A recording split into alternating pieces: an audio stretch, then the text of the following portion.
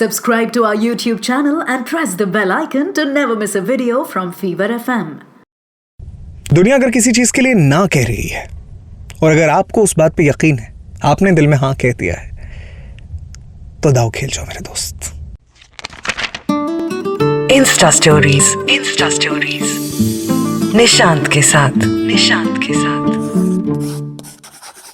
America के Seattle में 3 दोस्त कॉफी बीन्स बेचा करते थे स्टारबक्स के नाम से। इनकी कंपनी में एक चौथे शख्स की एंट्री होती है, नाम है हॉवर्ड शटल्स। उसने आकर कहा कि जब आप अपना कॉफी बीन लोगों को टेस्ट कराते हैं, कॉफी बनाकर पिलाते हैं, तो आपके खुद का कैफे क्यों नहीं है, कॉफी शॉप क्यों नहीं है। ओनर्स को ये आइडिया बहुत पसंद है, उन्होंने कहा कि हाँ कर सकते हैं। जैसे ही आइडिया शुरू हुआ, दिन दुगनी रात चौगनी बढ़ोतरी होने लग गई। इस बात से, इस फैसले से हॉवर्ड का कद कंपनी में बहुत बढ़ गया। अब उसने ये कहा कि अगर यूएस के लोगों को ये चेन पसंद आ रही है, तो क्यों ना हम इंटरनेशनल मार्केट चलो। ओनर्स को ये बात अच्छी नहीं लगी। उन्होंने कहा कि देखो, हमारा प्राइम धंधा था कॉफी बीन्स बेचना। तुमने कहा कॉफी शॉप खोलो, कैफेज खोलो, हमने वो कर लिया, बट इंटरनेशनल मार्केट का रिस्क हम नहीं ले सकते। सॉरी। हॉवर्ड को ये बात अच्छी नहीं लगी कि सॉरी तो मैंने कभी खुद से नहीं कहा, तो मुझे सॉरी कैसे कह रहे हो। ये बात यहां जाके चुप गई और उसके बाद उसने कंपनी से रिजाइन कर दिया। तो चूंकि आपने ताव में आकर रिजाइन तो कर दिया है, पर आप कंपनी के ओनर नहीं है, स्टारबक्स के मालिक नहीं है, आपको सब कुछ जीरो से शुरू करना पड़ेगा। उसने किया, अपना ब्रांड बनाया और वो ब्रांड उतना ही पॉपुलर हो गया जितना स्टारबक्स था, इनफैक्ट उससे ज्यादा हो गया। तो मैंने पहले क्या कहा था आपसे, आप स्टारबक्स के मालिक नहीं हैं, पर अगर जुनून है, हिम्मत है, हौसला है, तो सब मुमकिन है। वही इंसान जो कल तक स्टारबक्स का एम्प्लॉय था, आज स्टारबक्स का मालिक है, हॉवर्ड शटल्स। लेकिन अभी भी उसे सॉरी का जवाब देना है कि इंटरनेशनल मार्केट एक रिस्क है। उसने अपना पहला इंटरनेशनल स्टोर टोक्यो में खोलना चाहा, जापान।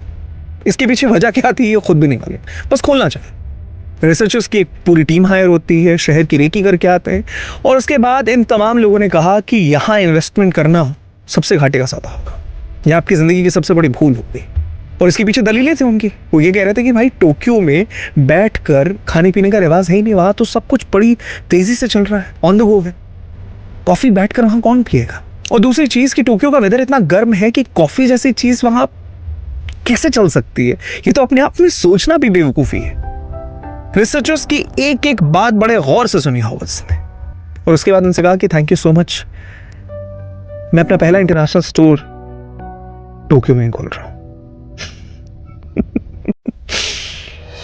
जुलाई की भरी दोपहरी है, स्टारबक्स का पहला इंटरनेशनल स्टोर यहां खुलना है और हॉवर्ड शटल्स की गाड़ी स्टोर की तरफ आगे बढ़ रही है।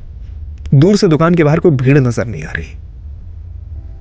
एक पल के लिए दिल सहम सा जाता है कि कहीं ताऊ में गलत फैसला तो नहीं ले लिया मैंने। तो चूंकि टोक्यो एक डिसिप्लिन शहर है, वहां दुकानों के बाहर ऐसे भीड़ नहीं लग जाती, तो जैसे जैसे गाड़ी नजदीक पहुंचती स्टोर के, नजर आता है कि एक लंबी लाइन स्टारबक्स के बाहर लगी है।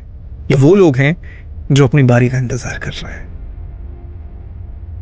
और जहन में वही बातें बार बार घूम रही हैं। वो वैसे ही मुस्कुराता जैसे इस वक्त मैं मुस्कुरा रहा हूं। उस रोज स्टारबक्स के बाहर जो लाइन खड़ी थी ना, ये हौसले की लाइन है। वरना मार्केटियर और रिसर्चर्स जो आपको आड़ी तिरछे बार ग्राफ, लकीरें दिखाते हैं, उन सब के आगे उस मायाजाल में भटक के रह जाएंगे आप। लेकिन अगर खुद पे यकीन है तो एक ऐसी लकीर खींच डालो, यकीन की लकीर, जो इन तमाम बारग्राफ्स को बहुत छोटा बना देगी। अगर खुद पे यकीन है तो दाव खेल जाओ।